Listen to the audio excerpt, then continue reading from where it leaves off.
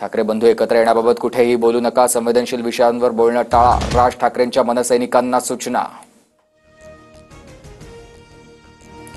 राज ठाकरे सध्या परदेशात, भारतात आल्यावर उद्धव ठाकरेंविषयीच्या युतीबाबत सविस्तर बोलणार। ठाकरे बंधू एकत्र राहिल्यास आपण कायमचं शेतावर जाऊ अशी शिंदेंना भीती, तर फडणवीसांच्याही पोटात मळमळ, संजय राऊतांचा खोचक टोला।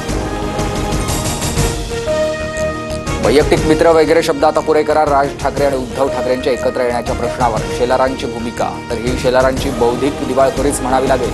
मनसे नेते प्रकाश महाजनांची टीका। राज ठाकरे यांची ती मुलाखत 1.5 महिन्यापूर्वीची, ते शाळकरी मुलांप्रमाणे तडजोड करतील असं वाटत नाही, बंधूंच्या युतीवर मंत्री सामंत म्हणतात।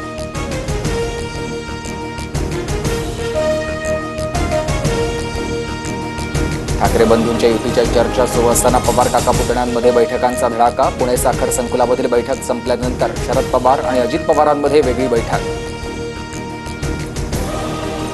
कुटुंब म्हणून एकत्र येणं ही महाराष्ट्राची परंपरा, यात चर्चा करण्याचा विषय नाही। ज्या संस्थांमध्ये शरद पवार अध्यक्ष, तिथे मी सदस्य म्हणून एकत्र बैठक। शरद पवारांसोबतच्या भेटीवर अजितदादांची प्रतिक्रिया।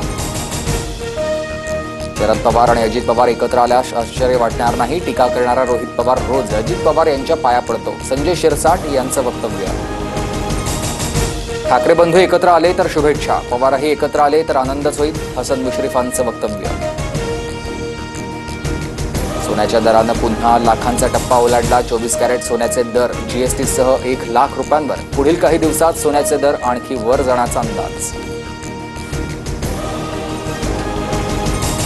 महाराष्ट्रावर पाणी टंचाईचं महासंकट, हंडाभर पाण्यासाठी महिलांचा संघर्ष, विहिरींनी तळ गाठल्यानं पाण्यासाठी अनेक कोस पायपीट, तर 16 जिल्ह्यांमधील अनेक गावात 478 टँकर्सद्वारे पाणी पुरवठा।